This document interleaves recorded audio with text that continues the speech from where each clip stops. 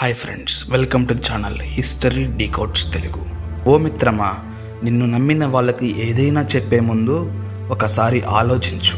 ఎందుకంటే వాళ్ళు విన్నది అబద్ధం అని తెలిసిన రోజున మీపై ఉన్న పూర్తి నమ్మకం పోవడానికి అదే కారణమవుతుంది.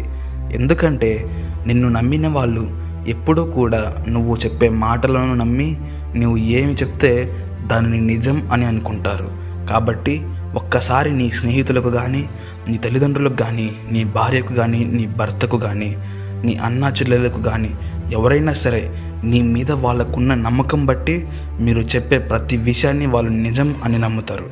దానికి కారణం ఏంటంటే వాళ్ళకు మీ మీద ఉన్న నమ్మకం వలన మీరు ఏమి చెప్పినా సరే నమ్ముతారు. కొన్నిసార్లు మీరు అబద్ధం చెప్పారు అని వాళ్ళకు తెలిస్తే వాళ్ళల్లో కొంతమంది నమ్మవచ్చు, లేదా నమ్మకపోవచ్చు. కొంతమంది వాళ్ళ స్ట్రాంగ్ బాండ్ వల్ల మీరు ఏమి చెప్పినా పట్టించుకోరు. మరికొంతమంది మరీ సున్నితంగా ఉండడం వలన మీరు చెప్పే దానికి ఓవర్గా అంటే అతిగా స్పందిస్తారు. అంటే మీ మీద కోపపడడం లేదా మాట్లాడకపోవడం, అలగడం లాంటివి చేస్తుంటారు. నిజానికి అలగడం, మాట్లాడకపోవడం లాంటివి ఒక రకంగా బాగానే ఉంటాయి, కానీ ఎక్కువైతే ఇబ్బందిగా ఉంటుంది. అందుకనే ఇలాంటి మనస్పర్ధలు ఏమీ రాకుండా ఉండాలి అంటే ఎప్పుడు కూడా నిజాయితీగా ఉండాలి.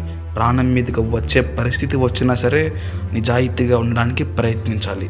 కాబట్టి మీరు ఏమి చెప్పినా సరే చెప్పే ముందు 1కి 10 సార్లు ఆలోచించి చెప్పాలి.